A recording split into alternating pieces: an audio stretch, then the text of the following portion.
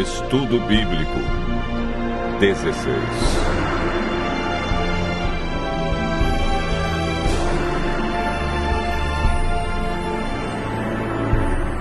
O mandamento esquecido.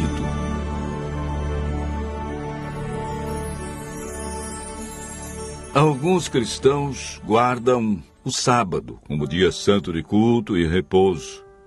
Outros guardam o domingo. Há quem santifica a sexta-feira e outros dias da semana. Em todos os casos, há pessoas sinceras que seguem o que lhes foi ensinado, sem nunca ter examinado o que Deus diz a respeito. É verdade que há também os que preferem esquecer justamente o que Ele mandou lembrar. A Bíblia, que é a palavra de Deus escrita, é a única autoridade máxima para responder à pergunta: que dia devemos observar como santo?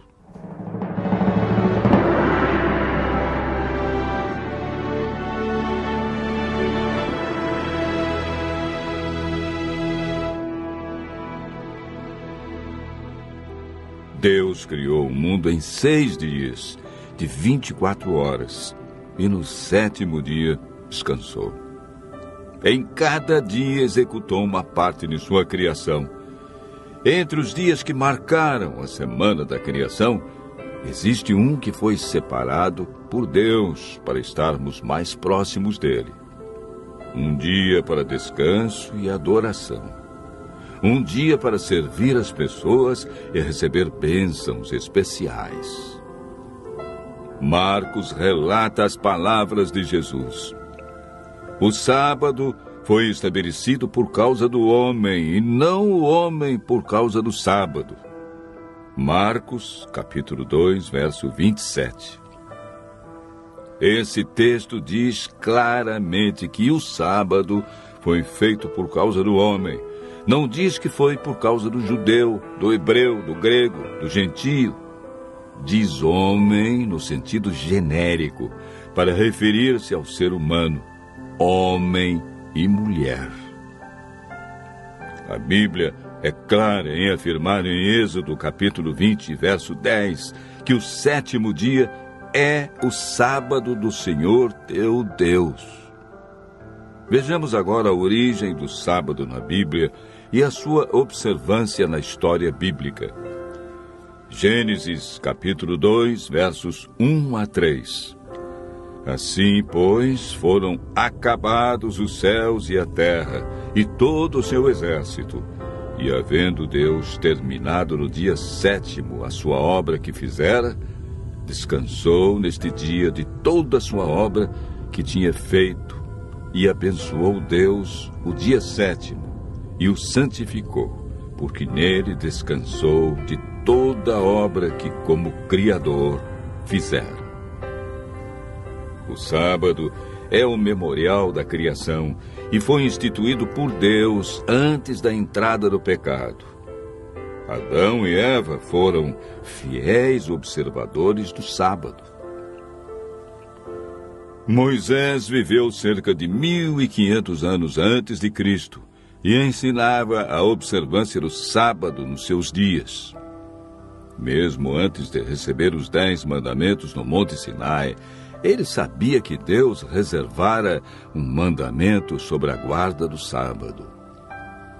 Em Êxodo capítulo 16, verso 23, lemos: E isto é o que disse o Senhor: amanhã é repouso, o santo sábado do Senhor. E quando alguns desobedeceram, foram repreendidos por Deus com as seguintes palavras: Até quando recusareis guardar os meus mandamentos? Êxodo, capítulo 16, verso 28. O profeta Isaías, que viveu cerca de 700 anos antes de Cristo, afirmou e declarou sobre o dia de adoração: Se desviares o pé de profanar o sábado e de cuidar dos teus próprios interesses no meu santo dia, se chamares ao sábado deleitoso e santo dia do Senhor, digno de honra, e o honrares, não seguindo os teus caminhos, não pretendendo fazer a tua própria vontade, nem falando palavras vãs. Portanto, o profeta Isaías ensinou a validade do quarto mandamento. Isaías capítulo 58, verso 13. Através do profeta Jeremias, Deus confirmou em seus dias a validade do sábado. Se deveras me ouvirdes, diz o Senhor, não introduzindo cargas pelas portas desta cidade no dia de sábado, e santificardes o dia de sábado, não fazendo nele obra alguma. Jeremias, capítulo 17, verso 24. Ezequiel apresenta o sábado como sinal do Deus verdadeiro. Também lhes dei os meus sábados para servirem de sinal entre mim e eles, para que soubessem que eu sou o Senhor que os santifica. Santificai os meus sábados, pois servirão de sinal entre mim e vós, para que saibais que eu sou o Senhor, vosso Deus. Ezequiel 20, versos 12 e 20. Por todo o Antigo Testamento, podemos observar a insistência dos profetas quanto à fidelidade ao quarto mandamento. Mas o que ensina o Novo Testamento quanto à observância do sábado? Lucas afirma que Jesus, indo para Nazaré, entrou num sábado na sinagoga, segundo o seu costume, e levantou-se para ler. Ele também registra a experiência das mulheres que seguiam a Jesus. Era o dia da preparação e começava o sábado. As mulheres que tinham vindo da Galiléia com Jesus viram o túmulo e como o corpo fora ali depositado. E no sábado descansaram, segundo o mandamento. Lucas 23, versos 54 e 55. Mesmo após a morte de Cristo, elas obedeceram ao quarto mandamento, pois Jesus não havia ensinado nada diferente. Os apóstolos mantinham também o costume de Jesus.